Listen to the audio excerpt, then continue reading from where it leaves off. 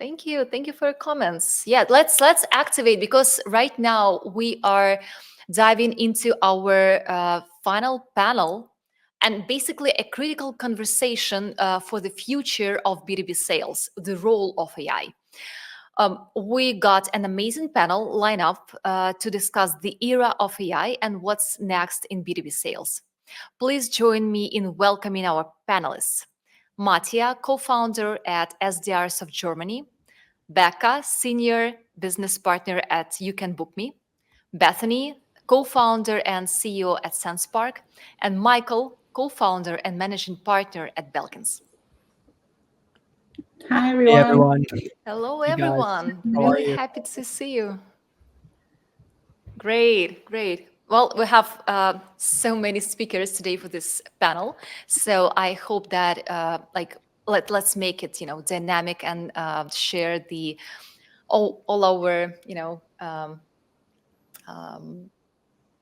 all the vision that actually we have about AI and B2B sales, because after all, that's about the predictions and something that is coming in 2025. The first question is kind of complex, so I'm gonna split it into two parts. What are the most significant changes AI has driven in the sales process so far? Let's start with Bethany, please. Yeah. I think there's like a lot of changes, of course, that we've seen.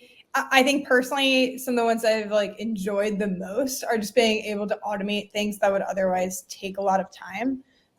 So like automating research or like automating notes after calls and updating the CRM. Of course, automatically generating videos with Sendspark. But I just love, it's not like I'm using AI in a radically different way to do things I haven't done before. It's just making the processes a lot faster and more efficient. I'm going to close my blinds too, because I'm getting. Thank you. Becca, would you want to pick the next one?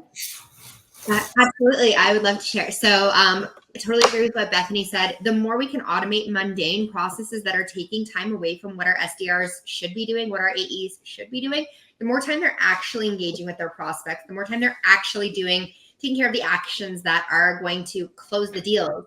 Like there's 1,000,001 studies out there that are going to tell you the more touch points that your AE can have with your prospect, the more likely it is to close.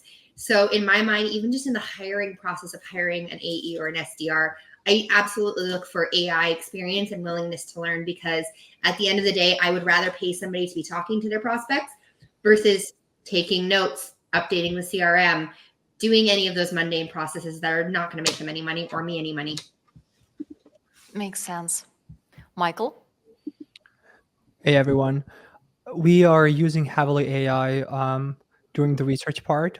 So we've learned how to analyze clients' case studies to identify, for example, the industry, the buyers, the solution, the problem part, and then with AI help to prioritize it, and then sort of like create it. We call it like competency map that allow us to then work on the messaging part. So you can essentially double down on the buyer, double down on ICP, double down on what actually resonates, and connect it with a lot of mundane research, as you mentioned, like analyzing testimonials from these XXXX websites and then connecting all of the dots into one place. So essentially, because AI can easily analyze a huge volume of data, it then helps to simplify that and put that in a simple matter, which is absolutely amazing, because then you can work on your messaging more thoughtful, more in-depth, and just have a much more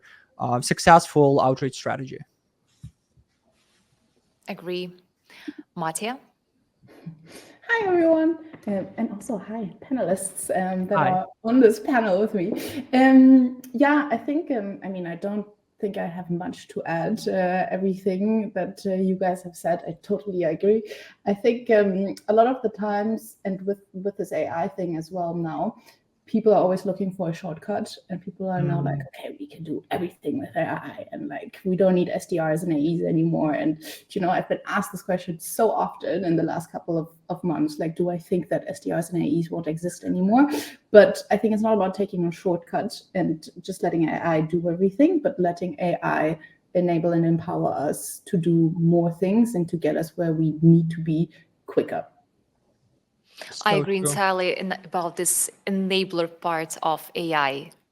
That's what we believe in Reply, that it's about enabling us to do more at a larger scale than replacing us. Yeah. Yes. Although And we the need to do first this reaction smartly, for and I many think that's the people, question that we really need to figure out, like, how do we do this smartly and efficient, letting AI enable us and not letting them do our jobs, or letting AI do our jobs. although the first thing that most companies are doing is they're replacing. They feel like, okay, how I can cut costs on and have this thing instead of that, right? Which is a mistake, right? When we shouldn't replace, we just need to enhance and to work in a tandem, right? So Yeah, those are also the first companies that are going to say, oh, AI is not actually working. Do you know what I mean? When really it's just not working the way that you are using it, not in general. It's about, try out different ways and figuring out how it will work for a specific company or a specific process, which actually leads us to the second part of this question. Which areas of B2B sales have benefited the most from AI adoption, and what are some early success stories? Mattia, we can start with you this time. Sure. I think we've already mentioned a couple of those things, like for example, researching. I think that is one of the things that has usually taken an SDR quite a long time. Going through all those different websites and finding good information. That is one thing that I've been using in my sales processes really, really, really, really well. Researching and personalization. And again, here I'm not just using the personalization or the research that AI has given me to then blast it out, but then to actually do something good with it, like do a video, for example, or like send a voice note with the information that AI has given me to like emphasize on the human touch. I think this is really the one thing that I like about it most, is that usually when I tell people like, be more creative with your outreach and do voice messages and videos and things like that, everyone's like, oh no, but we have so many things to do and we can't put the time into doing like cool, fun, creative things in our sales process, right? Now they don't have that excuse anymore, because so many of that manual work that has taken us so much time, we can just give to AI, and now you have more time to actually focus on human interactions and making those human interactions actually valuable.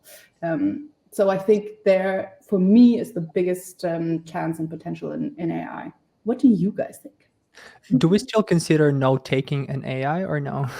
Is this already an old tune? That's fair, basic, that's something, like, I don't know, something that should be everywhere, I think, in every company. But then note-taking, when you have a follow-up that consists of the highlights of the conversation and then putting that in a certain proposal or something, or generating automated proposals, that's a new Makes thing, right? sense. Yeah. Yeah. I also think note takers have gotten way better, because I remember like 6 months ago, you had your AI note taker and it would be like, Bethany talked about, Sendspark, and it's not helpful. And now it's like better at pulling out like the customer needs and details. So I think we should. Yeah, and then if you I've put that, got 50 different tools. Which ones are you guys using? Because I have not found the one tool, the one note taker where I'm like, yes, you do everything right. it's tough. I mean, I'm enjoying Blue Dot right now. That's the one I'm on currently. And I will say that the AI summaries are spot on, which is one of the biggest things that I was looking for. And I mean, Bethany touched on it earlier, but like, if it doesn't integrate with my CRM, I don't want to waste my time. Yeah. Which one was that? Blue Dot. Blue Dot. Yeah. Blue I'm really Dot. We use Firefly's integration with HubSpot and with some custom stuff, which works for us. But it took time for us to get used to. But a lot of my other partners are using Grain, and it works really well for them. So if anyone knows Grain, so I'm going to add 3 different ones. We use Fathom for a lot of things, which works great out of the box with HubSpot. Update AI is more specific to customer success, and then build better apps is good for like product meetings and product insights. So I guess you Interesting. So Don't what you start send another the note different taker. tools into different calls. That's so weird. Don't start another note taker company, please.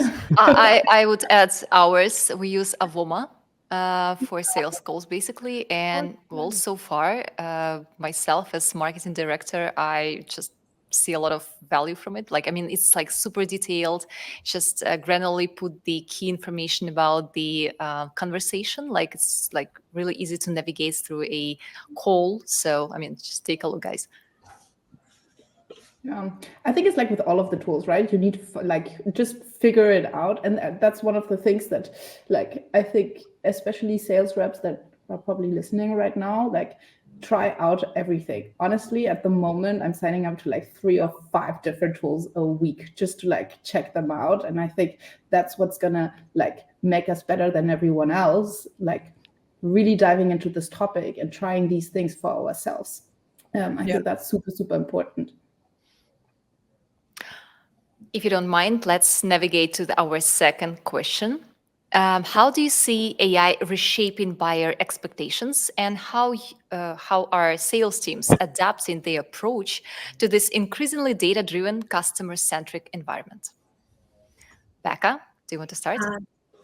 Absolutely. I think we can all agree that, like, I think buyers are more aware that a lot of the cold outreach that they receive these days, buyers are aware that it's AI most of the time. Most of us can pick it out pretty quick.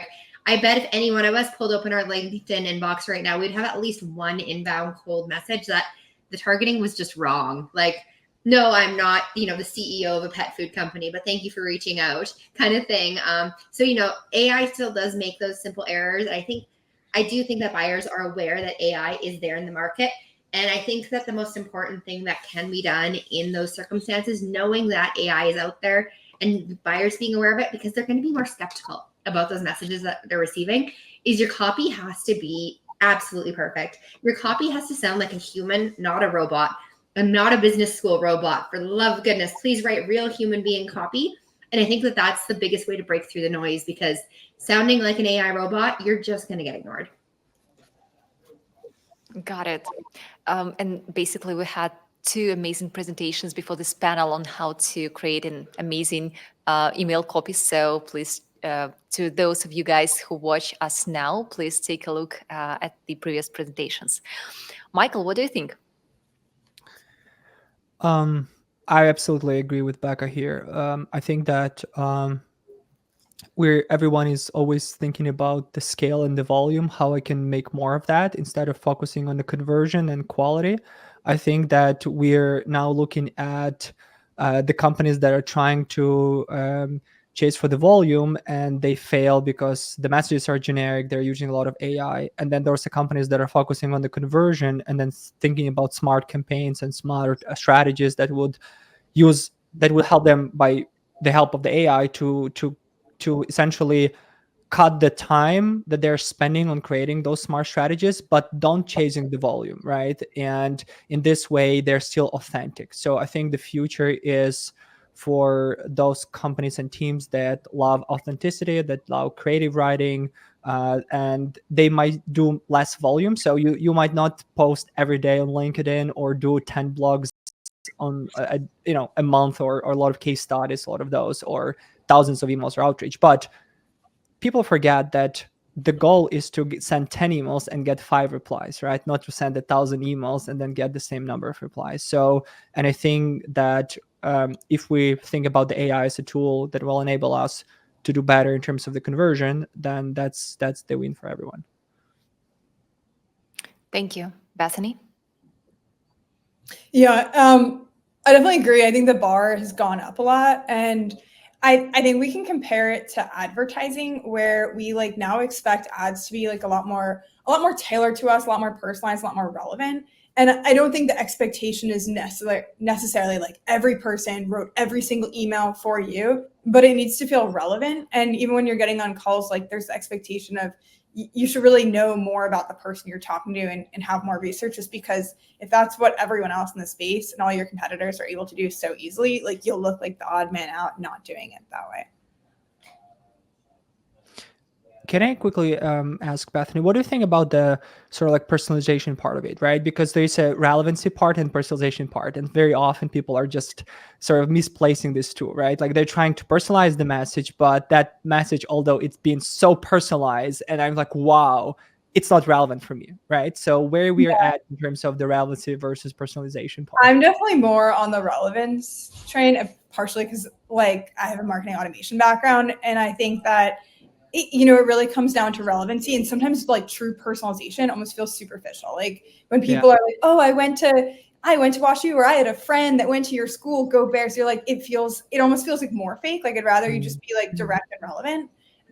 But that being said, I know people have different opinions about that. And I think it also depends like where you are in the sales process. If you're higher up, more top of funnel, it should be more about relevancy than personalization, because anything else feels superficial. But of course, if it's someone you've already talked to, or there's like a warm intro, and then you do something that's like not personalized, it starts like feeling a little weird as well. So it just kind of depends. I think also too personalized, you get into the line of creepy. Like we know everything about you, right? If you send me a cold email and you're like, yeah, I also have 2 dogs that are named this and this, I'm just gonna delete you. Like, you're scaring me. I know where you work. I know where you live. Right? I know where you live. Like, no. Mattia, would you like to join? Yeah, I actually forgot the question that you asked in the beginning. I think it was the future of sales, right? Reshaping buyer expectations. Reshaping buyer expectations.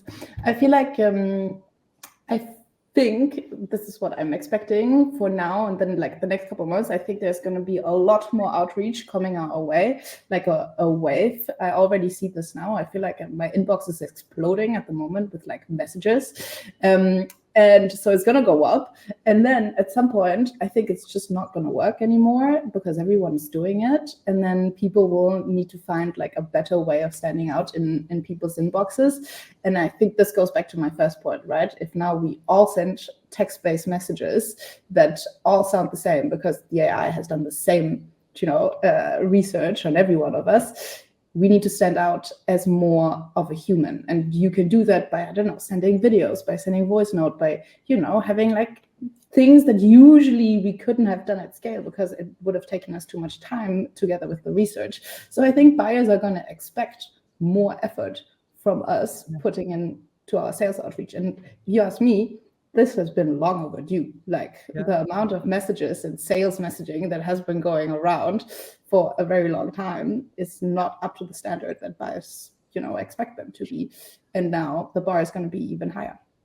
I call this cross-functional, cross-channel campaigns where you kind of, combine a lot of different initiatives into one seamless journey for the buyer, right? So you're not pushing all the channels at the same time, but rather you're like switching them one by one by creating a more holistic experience for the buyer, but doing a more than just an email chain, right? Or something.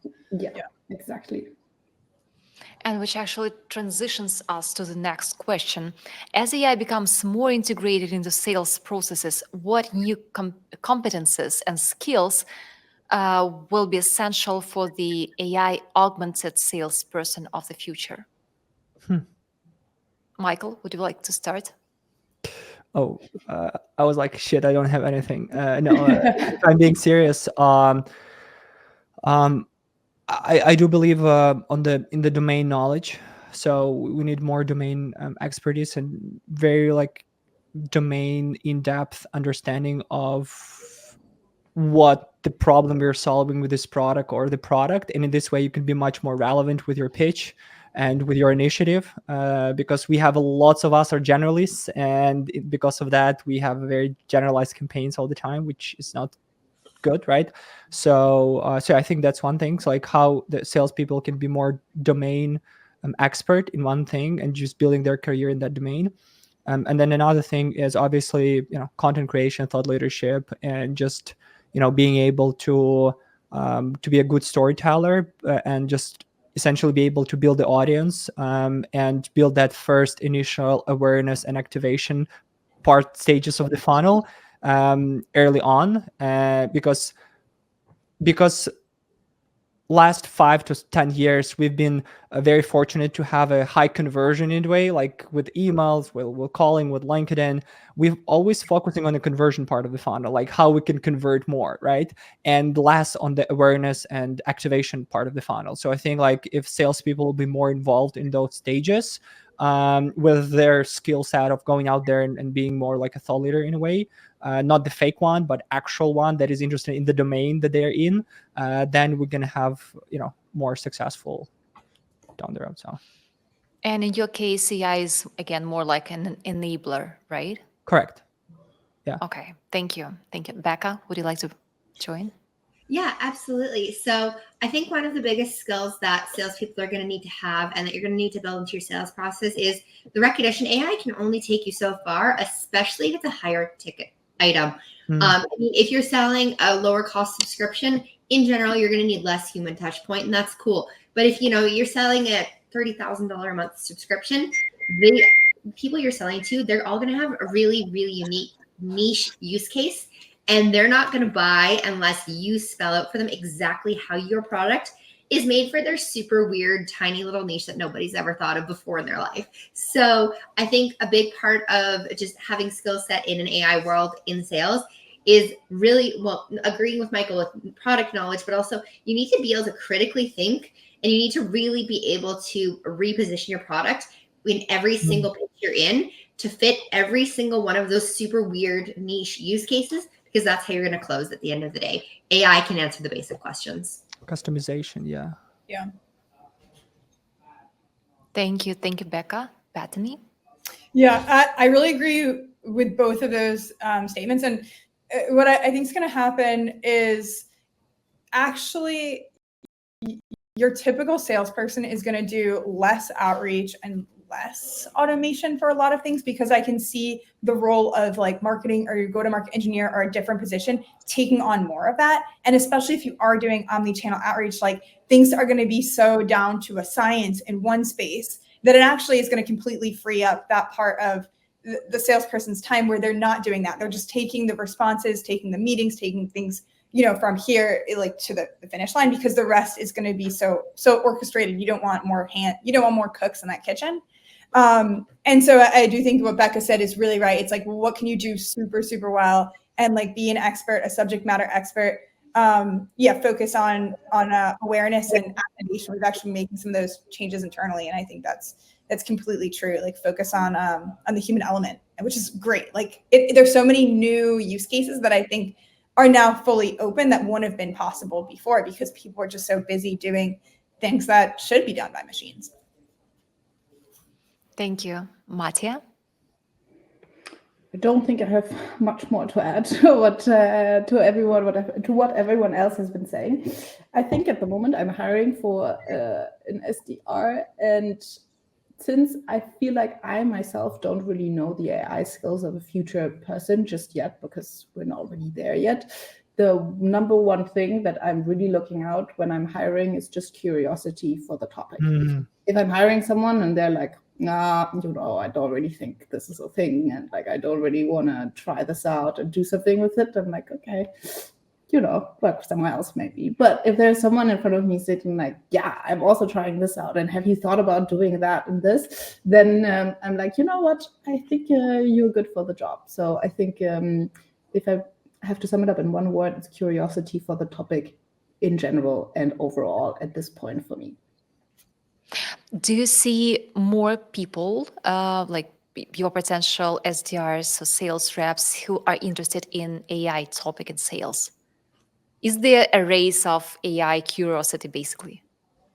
Yeah, and if there's not, then I don't know what you're doing anymore. To be fair, I mean, like that's that's always about tracking how market reacts, right? So, like we as companies, we create the requirements of for our employees, saying like, "Hey, we need you to automate the stuff with AI," and that creates a reaction on the markets, meaning that our potential employees starting to being curious and learn more about AI. So this is why I'm asking whether the market has started to react more heavily on this curve of innovation where we are right now, from your perspective.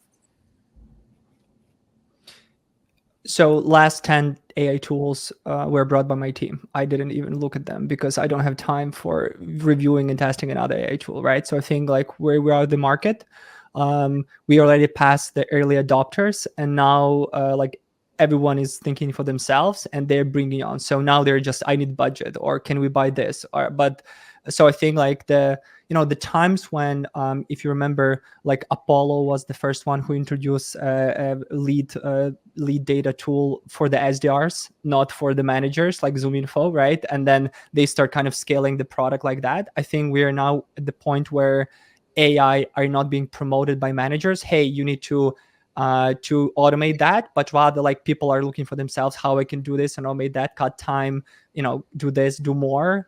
Work more, and then they bring into the team and they're like, oh yeah, I've been using this tool, I've been testing this already for like a couple of months, it's cool, can we buy this for the team, for example? I can touch someone else to do that. So that's what I've seen in my team. Which is also the best way to do it, right? Because if now managers are like, oh, you guys SDRs whose job I'm not doing on a day-to-day basis, use this tool to automate it, right? Like when the people that are actually doing the tasks on a day-to-day basis are suggesting tools, that's the best way to do it, probably. Mm-hmm.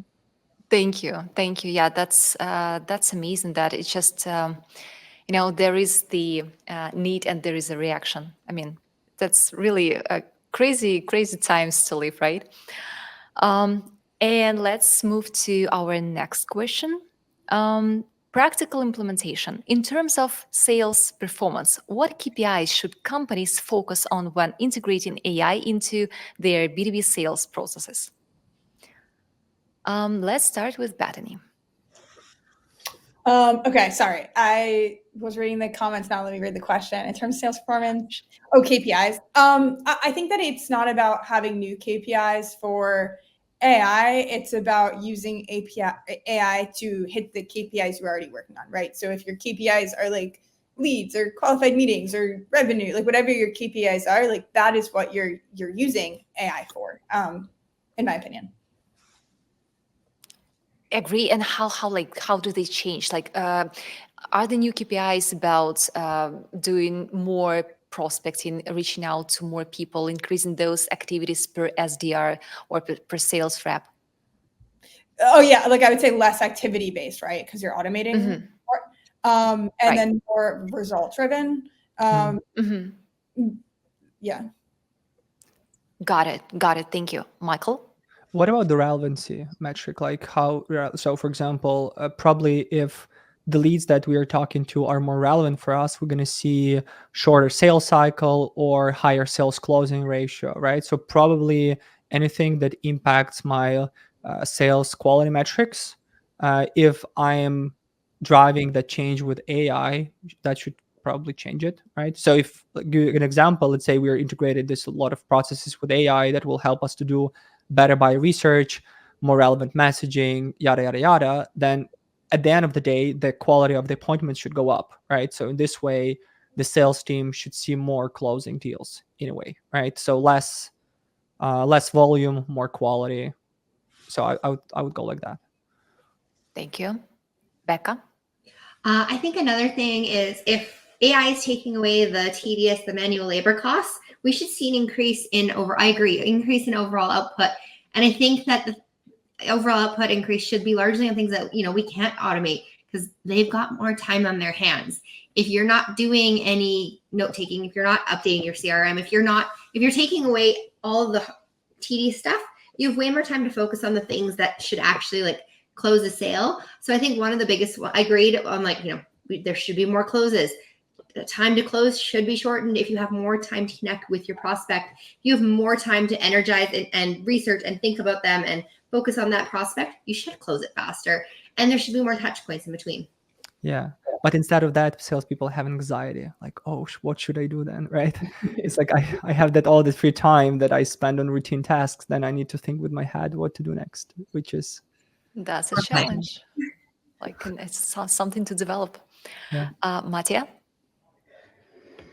Again, nothing much to add. Maybe the one thing I was thinking of spontaneously right now is maybe like sounds weird, but like a happiness KPI, because that's the way that I just sold more Love like it. AI processes into an SDR team that has now started using AI, because I was like, guys, you can actually now enjoy the good things about sales, like talking and things like that.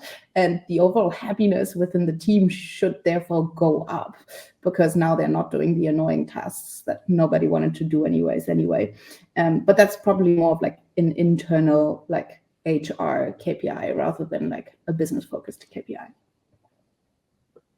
But I really love it. I mean, Mm. I've never heard about happiness KPIs in sales. Me neither. Really, like No one. It doesn't exist. like never on any but maybe webinar. we should include that in sales, Yeah. right? And people will It be more sounds happy. great, really. I mean, in this role, in this profession, so stressful, I Yeah. can say so. I mean, uh, it feels like there is a chance to reduce this manual routine parts, which annoys a lot, and focus on what really actually excites in this job.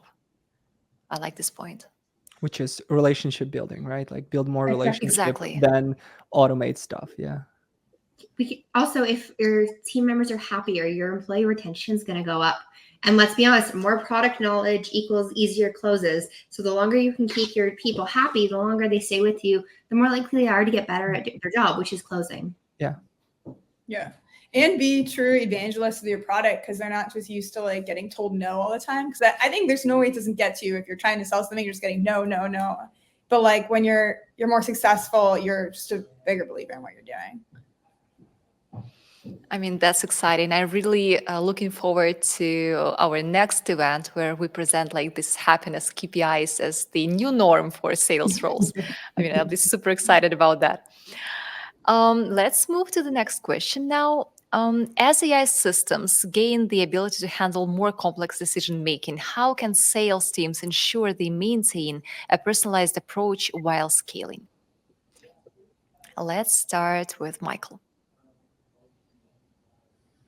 I'm sorry. That was a very long question, and I'm still getting around it. That's on the screen right now. I Yeah, mean, yeah, like, I'm looking. no worries. We thought about that. I don't really get the question, to be fair. So again, I have a strange relationship with personalization. To be honest with you, I'm into relevancy just because I don't like when people personalized outreach, and I know that this is a personalized outreach, right? So it's better the relevancy. So if the question is if AI will be better, can they be more maybe relevant? We've internally have this 2027 to 2027 should be the year where AI will be much smarter than it is right now, and we might lose the touch with like whether it's a real or it's a human or an AI. That's kind of we gave it like 3 more years internally. But until that happens, creative writing, curiosity, and is the most important part for me, especially when I am hiring and training junior SDR team. I'm trying to focus on educating and sort of like turning them into a senior down the road rather than helping to enhance them with AI more and more so they have the replacement of skill, right? Like my personal concern is anything that we're doing with AI, it should be focused on automation, some stuff, but not replacement. So like having tools that replace the copywriting is bad. Having tools that will completely replace the interactions between SDRs, etc., and the buyers is also not the best way, right? So for me personally, so yeah, so as long as it's relevant, as long as it works on building relationships and being more relevant and being more curious, yada yada yada, then I'm all for it. If not, then I'm not going to be using it. Yeah. Got it. Can I add to that? Because that's Sure. like very similar to how we think about things. Like, what we always say at Sendspark is how can you personalize what needs to be personalized, but automate everything else? And I think one tactic to do this is to not automate first. Like before you send out like 100,000 emails, like literally write 10 emails to 10 individuals and you'll see, you're like, oh, that was actually kind I of love weird that. tweaking your messaging. And same with videos, like don't make your AI personalized video first, like literally record 10 videos and then you get a feel for your messaging and then that's how you're scaling. And I think that is 100% the way to do it. It's like, what are you doing that works on a small scale? How do you make it a big scale? And if you think about it from that mindset, you're going to get great results and it's not going to be quite as weird as if you went in the other direction. Thank you, I Bethany. love that. That was a really good Becca, summary. would you like? Oh, Mattia, sorry about. Oh, sorry. I just said I love that, what Bethany just said. Yeah, that was cool. I think one of the things that I don't foresee AI taking over, at least for quite some time, is the actual pitch itself. Getting on a real video call and actually talking to a human being, answering their real questions. And I think that the biggest thing that sales teams can do in the growth of AI is you need to be the best you can be on camera, the best you can be at pitching, at telling your story. And that involves also being as prepared as you can be. So maybe it's less about becoming the best you can be at using Sales Navigator, but you become a better public speaker. You become a more critical thinker. And like a prime example I experienced today, I had a great company pitch me a great thing today. However, they did not do their research in advance, and I noticed it way too many times throughout. They were pitching me, they wanted to charge me tens of thousands of dollars for something that we're already doing. And if they took about 30 seconds to Google us, they would have seen that we're already doing. So I think that being the best on camera, personalized, prepared pitcher that you can possibly be is the best way you're going to be able to set yourself up for success when all else is automated. I just got a thought. What about when AI will be more and more complex, we can then focus more on the problem part where AI would know better the problem and categorize it and then help the sellers to know the problem more in depth, right? Because right now, what I start noticing more, and I never thought about this, but we sell the solution off. We always highlight the solution, like here's the solution, we pitch the solution, but we less focus on the problem and knowing the problems. And as Becca mentioned, customizing the problem solution to the problem, right? And being very customized. So I think like if AI can help sellers to know the problem and be more, then I think that's an excellent future for us. To add to that, we just hired a new marketer last week, and the first thing he did I thought was so interesting. He asked for all the sales calls and then went through, and we have them all recorded. So then he used AI to go through the summaries and identify like the problems, the fears, challenges, which like makes a lot of sense when you hear it, but we'd never done that before, and I thought it was really interesting. Thank you, Mattia. Again, great discussion topics before. We're always going last. Nothing new to add.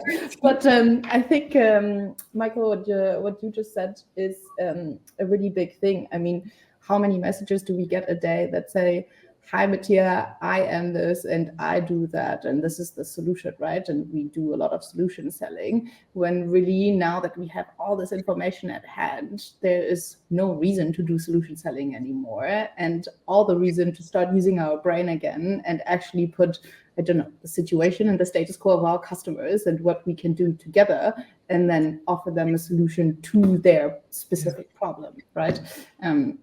And I think that's going to be the key. I review our case studies recently, and I noticed that all the case studies headlines are like, here are the results we delivered, this is the solution with the results, yada yada. But we didn't talk on the problem, like here's the specific problem that we've solved and how. So here's, but then the specific problem that was solved, and we rarely talk about that. And I was like, shit, why is that? We never thought of that. And now it makes more sense when you're like, using and focusing on that. And we've done the same exercise that Bethany is doing just right now with like discovering the problems, like communicating that across the board with all the sales and marketing and service teams, so that we know that here's our product, it solves all these problems, this is how they're relevant, and both internally, externally educating, talking about that. Because before that, we just talk about solution, talk about the outcomes, but rarely about the problem. I think that Mattia illustrated it best when you said almost all inbound cold outreach that you receive, it always starts with, "Hi, my name is Bob and I work at this place." I don't know you. I don't really care No who one you are. cares. They all Exactly. like that. They're all the same, and that's not relevant to me. I've never heard of you as a person, and it's not like it's a conversation. You're not like shaking my hand and being like, "Hi, my name is Bob." But they all start with making it about the person sending the cold outreach, not about the recipient. 100%. I just realized that I reach out to speakers at this conference, starting like, "Hi, I'm Olivia Seymour," reply. So I definitely need to review my approach to outreach. We have one more question from my side, and I see there is 2 questions from the audience. So let's try to cover them all. Emerging AI trends. What emerging AI trends do you believe will have the most profound impact on B2B sales in next 3-5 years? Let's imagine. Mattia, would you like to start? There's one time that I didn't have an answer for it ready. I'm so sorry. Yeah, I don't know. I don't want to repeat myself, actually. I think we've talked a lot about the trends that we see and the opportunities and potentials that we see in AI and where we think this is going to go. I think that, as I said, there's going to be a huge uptake now in like activities and output that we're going to have. But by the time that we get to 3 to 5 years in the future, I think, well, I hope we will all have figured out how to use AI very efficiently, very relevant to create great customer journeys and to have a wonderful sales job where we're all like, cool, we're just doing the things that we actually enjoy doing. And I think that's going to be the biggest impact also. So when we as sellers are actually enjoying our job more, right, then that's going to have an impact on the customers also, because they're going to have a better buying experience because they're like, oh, the people that we speak to are actually, really happy in their jobs and really love what they're doing. And that's why I always say I have a really big belief that AI is going to disrupt this industry, but in a really, really, really, really good way. For now, the next couple of months, I think is going to be a bit tough because, we'll have a lot of messages and a lot of people trying things out. But in the long run, I think this is only a great addition to our profession. Thank you. Bethany? So I'm not sure 100%, but I think something that we need to open our minds to is if you look at our current processes, where are there human touch points that we're going to be able to eliminate with AI, which now opens up a whole new possible workflow. Like an example being like at Sendspark, like we automate welcome videos, right? So like if someone signs up, you can automatically generate a welcome video and then send it in your campaign. Previously, when you couldn't automate videos, like that would never have been a thing that you could even do, because like you'd have to have a human like manually be recording videos. And I think there's a lot of things like that. Like if you think about like, oh, that human touch point is no longer applicable, like a whole new box opens. So I don't know what they are yet, but I think like it's gonna be very interesting to see it all play out. Thank you. Becca? One thing that I don't know if any AI company is working on this, but if you're listening, please make this for me. I want the things that we can't really measure or can't really pull a direct ROI from right now. I want those to be measurable in the future. And I think AI is the way to do it. My most basic example is like the park bench down my street. Somebody is paying to put some sort of ad on that park bench at all times. And let's be honest, it's largely awareness marketing. And I know I'm going the marketing route here versus sales, but I feel like with the growth of AI, things that are harder to measure and harder to get direct ROI from, those are the things that I would love to see more measurable and more trackable in the future. Thank you so much. Okay. I support that completely, just because from marketing standpoint, attribution and like measurements of each channel, that's a critical thing. Thank you. Yeah, Michael. So when Bethany and Becca were talking, I visualized a customer journey in front of me, and I was like, okay, everyone is saying that we have a broken customer journey right now. There are parts of the funnel or journey where we are double downing on and some that we're missing. So if AI can help to tailor that customer journey per account or per buyer, and then highlight what are the parts of that journey we are missing as the provider to the customer, what we are not doing, and then even figuring this out and giving that answer would tell us, okay, you need to do this or that, which is again similar to the attribution part, right? And it's funny how these two dots connected, but really, essentially breaking down the funnel, tailoring it per customer, per account, and then highlighting what parts of that is we are missing, so that we are able to fix that and then be more relevant in this way. Got it. Thank you so much. And we have like probably one question from the audience for startups. No, sorry, not that one. One question I really like to ask about: what are the actionable strategies to shorten a sales cycle that is taking a longer time to complete? I think one thing that I've at least experienced in the past is coach your SDRs and your AEs on objection handling, because I think a lot of the time the drag out is simply your prospect is answering questions that your salesperson just doesn't know the answer to. And the response is, that's a great question, let me get back to you.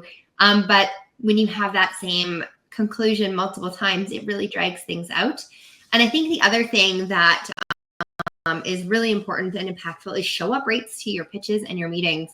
Because if your guest is no showing and they're rescheduling and they're canceling and they're rescheduling, like things are getting dragged out. And half the time it's just because somebody forgot about their meeting or they double booked themselves.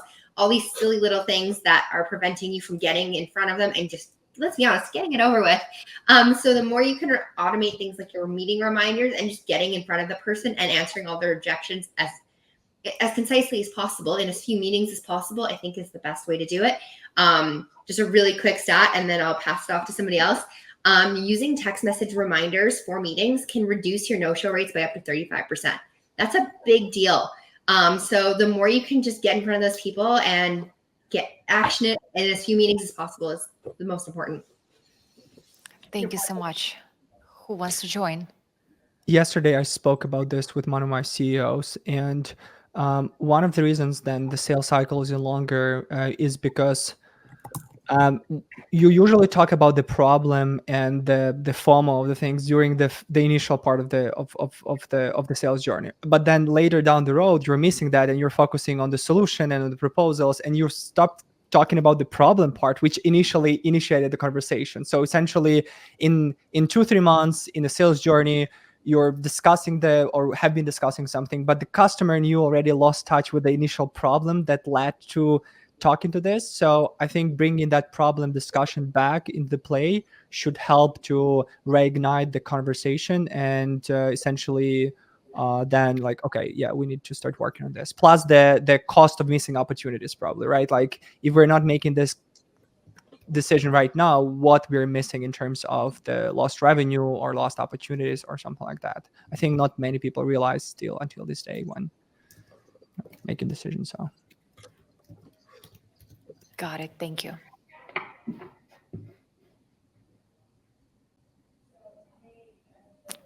I don't know. Any other thoughts on this one? Write it in the chat, but creating urgency. One thing I'll also add, so like we're talking about if you're in a sales process, but it can speed it up and like 100% what we've been talking about. I'll also say if the sales process hasn't started yet and you're just thinking about how to create a faster sales process, doing more marketing or like market education earlier on and creating authority and credibility and urgency even before you start talking can help a lot. Because sometimes if it's already dragging on, it might be too late, but like, is there more you can do? So by the time that you're actually talking to someone, they already know that they have a pain that they're trying to solve, and then you're kind of starting later in the sales process, and I'll save you some time. I love that. Thank you so much. Yeah, Maria had to jump off this call, of this panel discussion. I'm like, working mode. So thank you so much. That's it for the panel today. I hope that you like the questions, both you speakers and those who listen to this conference right now. Thank you. Thanks everyone for sticking till the end. Thanks panelists. Thanks Olivia for hosting. Great conversation. Thanks guys. Thanks, everyone. See you. Bye.